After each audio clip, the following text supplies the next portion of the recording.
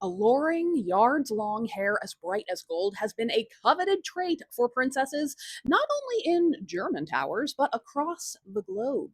Today I'm sharing a folktale from Nepal about one such woman. It's called The Girl with the Golden Hair. Fucked up fairy tales with Liz. Ding!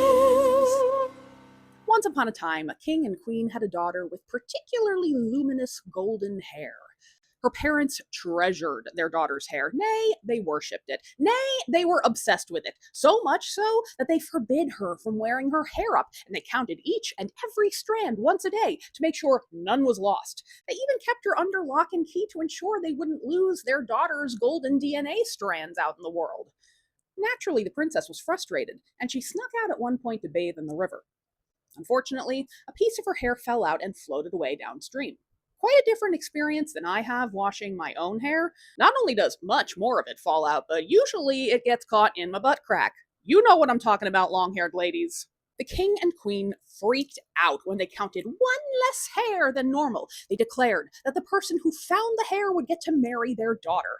Unfortunately, the decree backfired on everyone when the princess's younger brother, not the sharpest crayon in the box, found the hair himself and forgot about the decree. He brought it straight to his dad proudly. Uh-oh! Okay, so neither sister nor brother wanted this marriage to happen, so the princess ran away and made herself a new home in a very tall tree.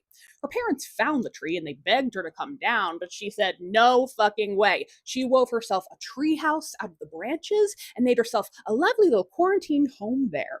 After the death of their parents, the brother found his sister living in the treehouse and he asked if he could come up for a visit. So the princess dropped her long golden locks, and her brother ascended to the treehouse. Or did he ascend the treehouse? Ugh, grammar. The princess cooked up some rice and beans, but told her brother not to drop any for fear of revealing their hiding place.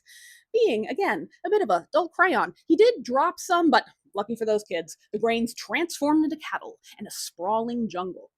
Now, the princess played it extra safe, covering her shining hair and dewy skin with soot as a disguise. Despite this, anytime her brother went into town for chores, he couldn't help boasting about his hot sister to anyone who would listen, which is a little weird, but it ended up being a good move, for the princess's reputation made it to a prince in the next kingdom.